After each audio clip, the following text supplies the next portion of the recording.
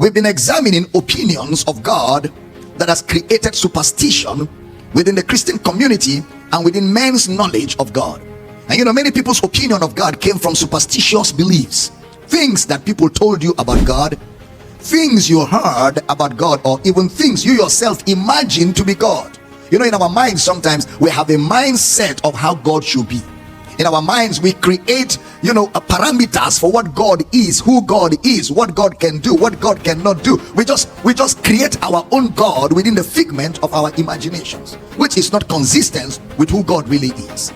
So in Job 42 verse 5, brother Job, after 41 chapters of making noise, now said, all I heard of thee was by the hearing of the ear or rumor, but now my eye seeth thee. Now that word hearing of the ear is the word Shema in the Hebrew, S-H-E-M-A, Shema, S-H-E-M-A. It means to hear a report or a rumor, which means brother Job, all of his knowledge of God in 42 chapters were all rumor based. Now, how many of you want people to know you based on rumor? I don't think anybody wants that. How many of you want people's opinion of you to be based on what people are saying about you? I don't think anybody wants that. You want people to know you for who you are. And if you're a very smart person, you don't draw conclusions on people based on what you hear. You want to meet them one-on-one and experience them for yourself. You don't want to just run with what the people are saying. You want to experience people by yourself.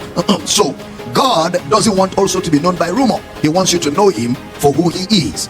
Now look at what Job said about God in Job chapter 1 verse 5. Job chapter 1 verse number 5. And it was so, when the days of their feasting were gone about, that Job sent and sanctified them and rose up early in the morning and offered burnt offerings according to the number of them all. For Job said, pay attention, it may be that my sons have sinned and cursed God in their hearts. Thus did Job continually. Based on that, Job was having night vigils. And when you see him praying all night, you conclude he knows God. But this guy is just doing all night based on assumptions, based on rumor, based on fear. It may be, maybe my children have sinned, to avoid disaster befalling them, all night prayer. So most vigils are born out of assumptions and they are born out of superstitions. And that's why most vigils sounds like the children of Baal crying for Baal.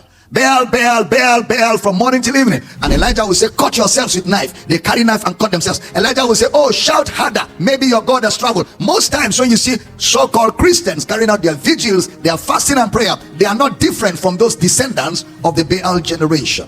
And the fact that somebody is doing vigils every Friday or every week doesn't mean he knows God.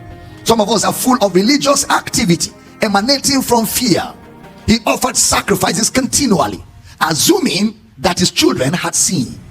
Assuming. So fasting and prayer, offering of sacrifices, promoted or activated or motivated by assumptions. Look at Job chapter 1, the 27th verse. Job chapter 1, 27. And there were born unto him 7 sons and 3 daughters. Job 1:20. Job chapter 1 verse number 20. Then Job arose and rent his mantle and shaved his head and fell down upon the ground and worshipped. Oh brother, the guy is a worshipper. When he worships God, he lies down on the floor. Tears and catarrh comes out of his nose because of the intensity of humility and brokenness. Because until the alabaster box is broken, the perfume cannot come out. So he is broken before God in tears and he is lying and weeping. And this is a man with the fear of God. Give me the next verse. That Job chapter 1 verse 21. And said, look at the sincerity of all of those his operations. Naked, it is when a man speaks, you know what is motivating his action, right? Out of the abundance of the heart, the man says, naked came I out of my mother's womb, and naked shall I return thither. The Lord gave, and the Lord hath taken away. Blessed be the name of the Lord. What hypocrisy! What are you blessing him for? He gave and took. What's the big deal there? He gave and he took. So now Job is accusing God of taking. He gave and he took. So God is like a spoilt boy. When he's angry with you, he collects everything. When he's happy, he gives to you.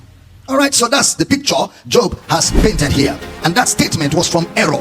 Job was a self-righteous fellow. I repeat, Job was a self-righteous fellow who was all about what you do or what you didn't do. But after 41 chapters of noise, he admits, I have heard of you. Everything I said about God is rumor. Don't take me serious. But now mine eye seeth thee. Pay attention. Now my eye seeth thee is the word Ra, R-A-A-H in the Hebrew. Ra is a direct revelation. while Shema is a third party information.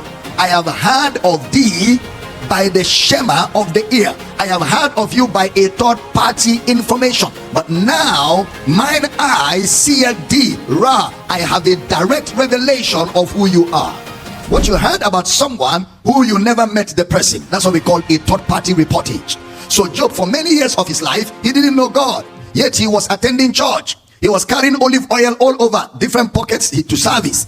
He had a prayer shawl that he wears whenever prayer was going on, and he had the mantle of the man of God, where the man of God sweated and sweated on the mantle for impartation. He was always attending feet washing services. In fact, he even organized one in his house as the priest of his house. The things he heard about God, now he must have passed those things to his children, and many of us grew up like that. Our revelation of God is what we heard from our father, our mother, the testimonies people told in church. Whether those testimonies were correct or not, whether they were fabricated and arranged or not, you just said, based on that testimony, God must function like that. And they gave us formulas, and we adopted those formulas as our third party or our mediums of knowing God, not knowing that in the New Testament we don't know God through mediums, we know God directly in Christ Jesus. Pay attention. Now, so we said that Jesus is God explained to us. Jesus is God explained to us. Look at John chapter 1 verse number 18. John chapter 1 verse number 18. No man hath seen God at any time. The only begotten Son, which is in the bosom of the Father, he had declared him. The word bosom is the word kolpos, Kolpos, which means at the heart of the Father.